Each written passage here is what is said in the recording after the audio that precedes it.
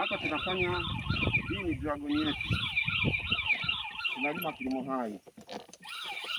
Kilimo hai maana yake nini? Kilimo hai maana yake ni organic farming. Organic farming. Hii tunapuliza hapa, hii ni rabbit urine, mkojo wa sungura. Tunapuliza mkojo wa sungura hapa kufukuza wadudu wowote ambao wanaweza wakaathiri mmea wetu, lakini tunapuliza huu mkojo wa sungura pia kwa ajili ya fertilizer, mbolea. Baada ya kutumia mbolea ya dukani, tunatumia mkojo wa sungura, rabbit urine.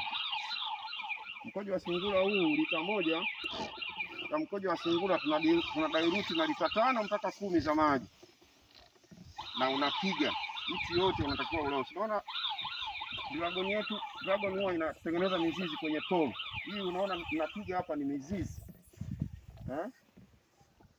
Kameramani, sogea uonyeshe hii mizizi waione. Kwa hiyo hii mizizi inakunywa maji. Inakunywa maji na inakunywa hii mbolea, na ndio maana unaona dragon yetu imekuwa iko nyeusi. Maanake ina rutuba ya kutosha. Contents ambazo zipo kwenye mkojo wa sungura, yani the same as NPK. Nikisema NPK maana yake namaanisha nitrogen, kuna phosphorus na potassium. Hizo ndio contents ambazo ziko kwenye mkojo wa sungura. Kwa hiyo zinasaidia kuimarisha mizizi, zinasaidia ku maintain fertility, lakini at the same time inasaidia tunda letu liwe kubwa. Tunaliona hili tunda baada ya 1 wiki hapa, ukija hili tunda utashangaa. Utashangaa hili tunda jinsi litakavyokuwa. Tupo karibu Rufiji Delta Agriculture Input. Tunafanya horticulture,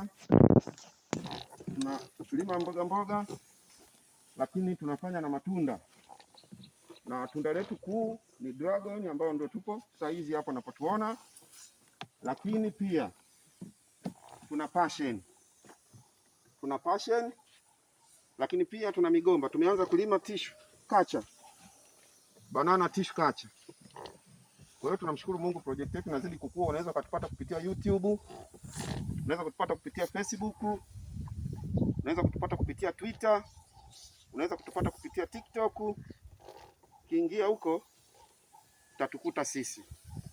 Tunapokea oda ya matunda, tunapokea oda ya mbegu, tunapokea oda ya matunda na tunapokea oda